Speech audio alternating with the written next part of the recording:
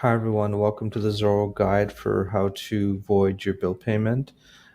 So basically, I'm at the bill payment center, and in very specific scenarios, you'll want to void your bill payment. So either you made it incorrectly, or you chose a wrong account or wrong amount, or you want to undo something. In essence, basically, you'll want to void your bill payment. This will put your bills back in the status of open or partially paid. So basically, what we can do is just double click on a bill, and you want to make sure that if you're recreating the bill in any way, maybe just take a picture of what you have recorded, because once it's deleted from the system, it will be gone for good.